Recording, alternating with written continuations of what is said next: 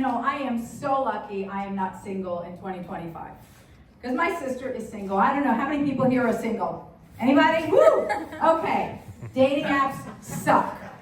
And I have somehow, right, become my sister's therapist. She's constantly complaining. She can't find anyone. And I finally said to her, what are you looking for? She said, not much. Like, maybe a guy with a job who's gonna treat me with respect. I'm like, that's your problem. You have to lower your expectations. You're asking for too much. Like, can't they just get government assistance? I don't get it. You see, back in early 2000, I was on the dating apps. Well, dating app. And I'll tell you why. I was living in Arizona, and I was building businesses. I'm a business consultant. And I have what we call the triple threat. Most of you as women will understand. The triple threat is, I'm sexy.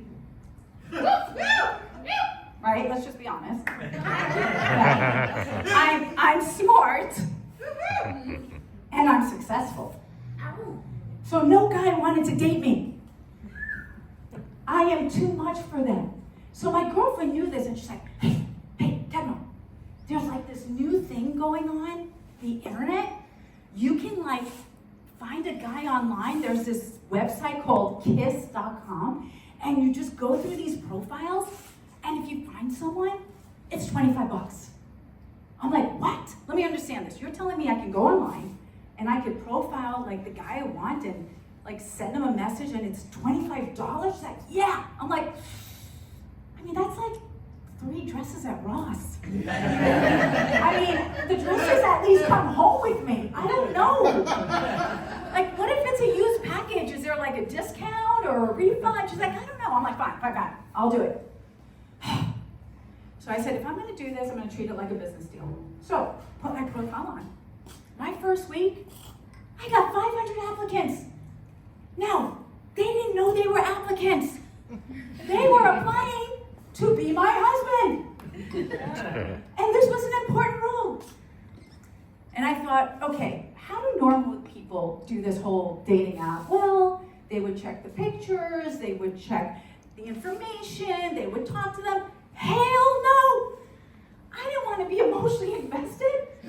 So I did what I normally do as a business consultant. I pull out my spreadsheet and I go, okay, let me be realistic.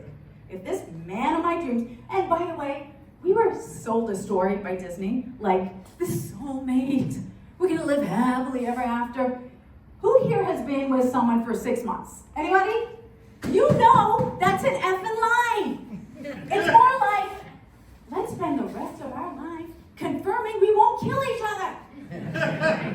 So here I am, and I'm like, okay, if I'm gonna do this, and I'm gonna find this guy, let me decide what state I'd be willing to relocate. Now, I'm gonna be straight up. If you applied and you lived in Alaska, South Dakota, North Dakota, or Wisconsin, you got a rejection notice. It's not about you. I don't want to relocate to cold climate. And the job was not really good there.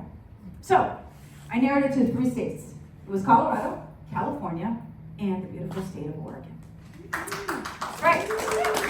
Well, the state and then the candidate. And I had picked a person who lived in Oregon. And I scheduled the flight, and I was all prepared, and 3 days before, the guy calls me and cancels, and he says that he has an out-of-town emergency. I'm like, dude, you don't cancel a job interview? I'm not gonna get upset here, but I gotta go now to the second candidate. Well, ladies and gentlemen, the second candidate is sitting in this room. It's my husband, Cameron. 25 years, and let me tell you something, that 25 bucks is a great ROI. Now, the thing you're gonna know about me is I'm always about deals. Now, because I consult people, I always ask them, what do you want when you make it big? You know what they say? I want to travel the world. I just can't afford it right now. I want to go to these destinations, but it's too expensive. Guys, I want to tell you right now, I travel about once a month. So I say, listen, I can get you the best deal. And I'm not kidding. I've gone from here to Thailand for $350 round trip. Yes, I swear to God. I came from here to Italy, $250 round trip, and I went from here to New York round trip, $99. Now, I'm going to tell you the secret, okay? But if I tell you the secret, you can't judge me, okay? You can't judge me. Is that fair? Okay. So here's the secret. Most people follow favorite bands, favorite singers, favorite influencers. I follow disasters. Now, I don't discriminate. National disaster, international disaster. Now hear me out here. Here's how it works. First of all, when a disaster happens, it's a tragedy. I feel bad, and I empathize. When the tsunami hit Thailand, what people don't realize is the airlines cut everything down. There is nobody in the hotels. And I was empathizing, but I was at a 5-star hotel for $20. Where the fuck were you guys? Right? Now, if you're gonna follow me, you gotta know there's some risk here. Now let me explain. When there was like the bird flu in Cambodia, you can't just travel.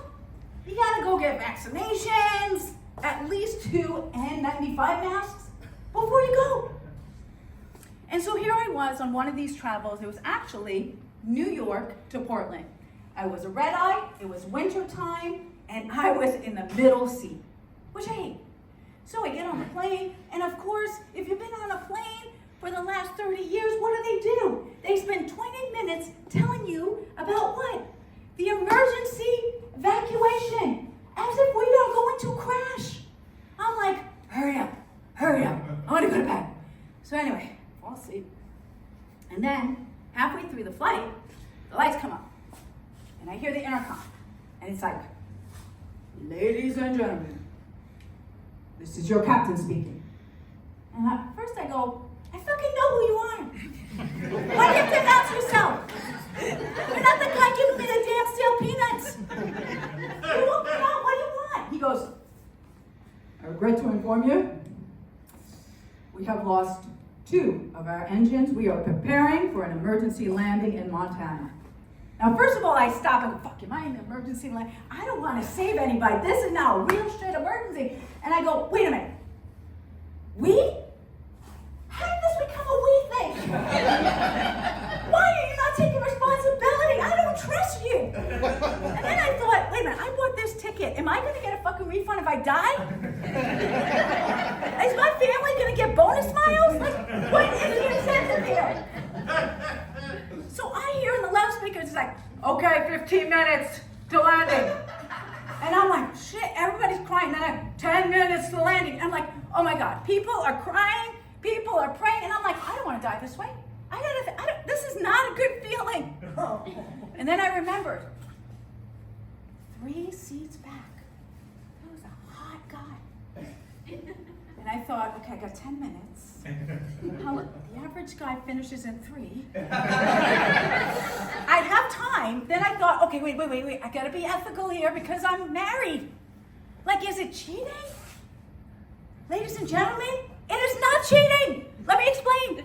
If you choose to do disaster travel, you are entitled to disaster relief. And that was my disaster relief. Now, here's the deal. We landed safely. I did not screw them. I wanted to, but I have my wonderful husband here. But what I realized was even in the dire moments, I'm willing to do a deal. Which leads me to why I love Portland so much. Portland is a place that always is looking for relaxation. It's like we never really work. And so I think about, I love massages. Who here loves massages? Put hands up, massage, great. They're so damn expensive in Portland. It's like $100 just for the entry, and it's like $180 if you want a Thai massage. I'm like, hell no. Well, 6 months ago, I'm on Groupon, and I see new customer rate, $25. I'm like, $25? Now, let me be honest. I don't care if it's in the basement, and I don't care if it's in the back alley, and I don't care if you're licensed. If it's $25, I'm in. So, I get the info, And I live in Selwood, nice swanky area of Selwood. I start driving, and as I'm driving to the north side, it's getting seedier and seedier. I'm like, hey, I'm cool. Anyway, I get to this place, and I see a house, and I'm telling you, it looked abandoned. The windows were sort of boarded up, the paint was chipping, the grass was overgrown. And I'm in the car, and I'm like, this is not safe. Like, anybody who's normal is gonna just drive off. And then I looked at the coupon. I thought, I can't say no to this. So I knock on the door. Knock, knock. This guy opens up. And my husband doesn't even know this, so I'm nervous. This guy opens up, and he has long hair, t-shirts ripped, flip-flops, and he's like, go on back. Not go into the house. Go into the backyard. This is the moment of a horror film. Of course, you should run and pray and cry with your mommy. So I go back. And where do I go? He takes me to a shed, ladies and gentlemen.